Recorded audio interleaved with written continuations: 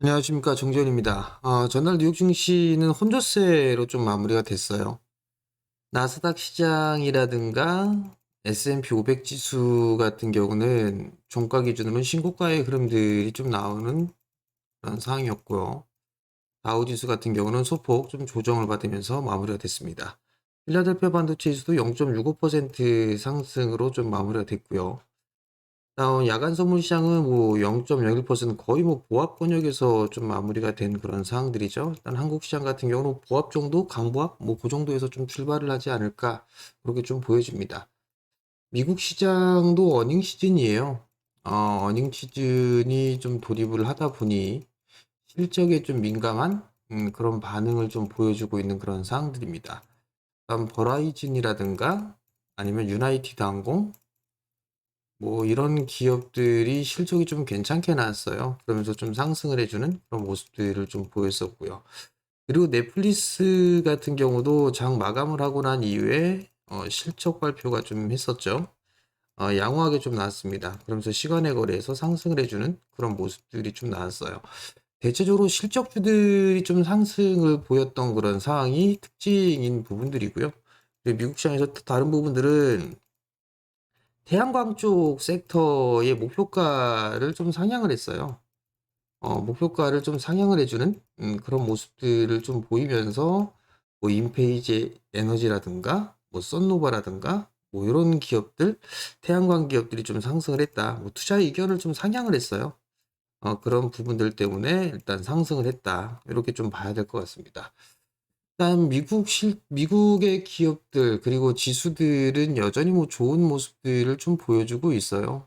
좀 부러운 뭐 그런 상황이 계속적으로 좀 연출이 되고 있는 그런 상황들인데 한국 시장은 좀 그렇지 못한 그런 모습들이에요. 거래소 시장과 코스닥 시장을 좀 보게 되면 거래소 시장이 조금 더 약한 그런 모습들을 좀 보여주고 있죠.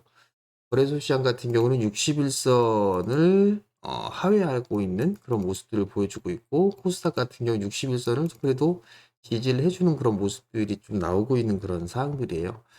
일단 연초에 상승을 해주고 난 이후에 밀려 내려왔고 그리고 난 이후에 반등이 좀 나와주는 그런 모습들을 보여주고 있는데 요때 이 하락에 대한 부분들은 외국인 쪽에서 좀 주도를 했던 그런 상황이었었죠.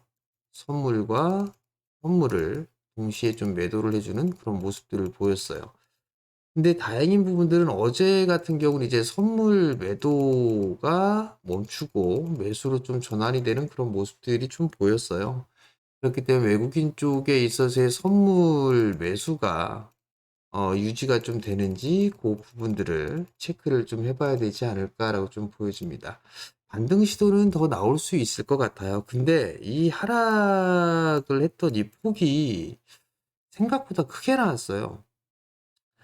저는 개인적으로 뭐 요 2550에서 요 언저리대에서 마무리가 짓고 난 이후에 고점 돌파 시도가 나오던가 나오고 나서 좀 조정을 받는 그런 생각을 좀 하고 있었는데 이거 생각보다도 많이 빠졌어요. 그렇다는 얘기는 시장에 있어서의 체력이 약하다고 좀 볼 수가 있거든요. 우선 기억을 해야 될 부분들은 반등 구간이 더 이어질 부분들이지만 요 21선 요 자리대를 저항으로 일단 보고 대응을 좀 해볼 필요성이 있지 않나라고 좀 보여집니다. 다행히 뭐 5일선을 안착을 해주고 있고 방향성이 돌아서는 그런 모습들이 양시장에서 다 나타나고 있는 그런 상황들이기 때문에 5일선이 다시 꺾이는 흐름들이 좀 나오지가 않는다라면 일단 반등은 조금 더 이어지지 않을까 그렇게 좀 보여집니다. 그리고 또 한 가지를 보게 되면 지수에 대한 탄력이 부족한 부분들이 코스닥 150 지수를 보게 되면 코스닥 지수는 61선을 지지를 해줬지만 150은 60일을 깨고 내려간 그런 모습이죠. 일단 이러한 경우들을 보더라도 지수가 반등이 나와 주려면 어쩔 수 없이 2차 전지 쪽에 있어서의 상승 이 부분들이 좀 나와줘야 돼요. 근데 아직까진 그런 모습들이 나오진 않고 약한 그런 모습들이 좀 진행이 되고 있는데 어제 장마감하고 난 이후에 포스코 퓨처도 실적 발표가 좀 있었어요. 어닝 쇼크가 나왔죠.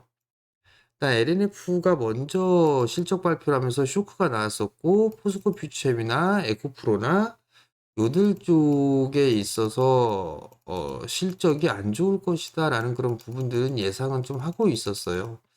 그런 상황에서 일단 실적 발표는 쇼크로 좀 나왔던 그런 상황이거든요.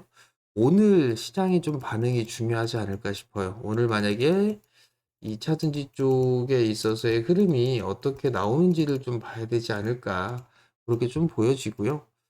일단 뭐 포스코 퓨처엠이나 이런 부분들을 좀 보게 되면 어제 양봉이 일단 나와주는 그런 모습들을 좀 보였어요. 26만 원 정도면 그래도 얼추 다 바닥을 찍지 않았을까라고 좀 생각을 하고 있는데, 장 끝나고 난 이후에 실적 발표가 나왔었고 워닝 쇼크가 나왔거든요. 오늘 이 자리대를 좀 지켜주는지 26만 원 선을 좀 지지를 해주는지 그 부분들을 좀 확인을 해봐야 되지 않을까, 그렇게 좀 보여집니다. 수급 또한 마찬가지로 이 선별적인데, 포스코 퓨처엠 같은 경우는 외국인 쪽에서 매수가 좀 들어와주는 그런 모습들을 좀 보여주고 있죠. 뭐 에코프로 비행 같은 경우도 매수와 매도를 좀 반복적으로 해주고 있지만, 일단 포스코 퓨처엠 같은 경우는 외국인 쪽에서 좀 매수를 해주고 있다라는 거, 그 부분들이 그나마 위안거리가 좀 되지 않을까라는 좀 생각이 들어요. 다만 이제 최근 들어 좀 많이 빠져 있던 이 부분들에 있어서는 낙폭과대로 좀 진입을 해 있던 그런 사항들이다, 그렇게 좀 봐야 될 것 같아요. 물론 시장이 조정을 받으면서 이들 쪽만 빠진 부분들은 아니었어요. 다 밀렸습니다. 삼성전자도 고점을 치고 난 이후에 주가가 밀렸었죠. 주가가 밀려 내려오는 그런 모습들을 좀 보였었고요. 현대차도 마찬가지로 고점을 치고 나서 다 밀렸어요. 대형주들이 좀 대부분 다 밀리는 그런 모습들을 좀 보였습니다. 그렇기 때문에 대체적으로 다 밀렸다라고 좀 봐야 되는데, 일단 반등의 크기가 강하지 못했던 그런 부분들에 있어서의 씁쓸함, 뭐 이 부분들을 좀 봐야 되지 않을까 싶어요. 2차 전지가 약하다 보니까 상승이 좀 나와주고 있는 종목군들, 섹터들이 반도체 쪽으로의 흐름들이 좀 나와주고 있어요. HBM이라든가 뭐 CXL이라든가 이런 부분들, 온디바이스 AI라든가 여기다 이제 이 AI 쪽에 있어서의 확산되는 그런 모습들이 좀 나와주고 있죠.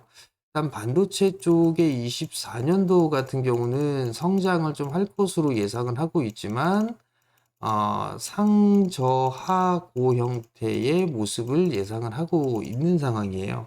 그렇기 때문에 조정을 조금 받을 가능성도 있습니다. 그러면 결국은 순환매가 좀 나와주고 있는 그런 상황에서 이격이 좀 벌어져 있는 그런 기업들 같은 경우는 추격 매수는 좀 자제하는 그런 전략이 좀 좋을 것 같고요.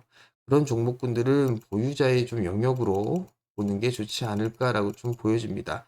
최근 들어서의 시장의 연속성이 그렇게 강하지가 않아요. 강하지가 않다 보니까 일단 조정을 좀 받고 있는 그런 종목군들이나 섹터들이 좀 좋지 않나라고 좀 보여지는데, 일단 최근 들어서 알게 모르게 조금씩 올라가는 쪽이 화장품이에요. 화장품 쪽에 뭐 미용도 있고 그다음에 의료기기도 있고 한 그런 부분들인데, 화장품주들이 서서히 좀 움직여주는 그런 모습들이 좀 눈에 띄는 그런 모습들이고요. 그리고 뭐 실적이 좀 괜찮았던 섹터들, 뭐 전력 쪽이라든가 뭐 방산 뭐 이런 쪽 같은 경우도 일단 견조한 그런 모습들을 좀 보여주고 있어요. 그 이외에 이제 순환매가 좀 나오고 있는 부분들이 뭐 인공지능 쪽, 그다음에 로봇, 그다음에 6G 관련해서 저궤도 쪽의 위성 뭐 이런 부분들로 좀 볼 수가 있을 것 같거든요.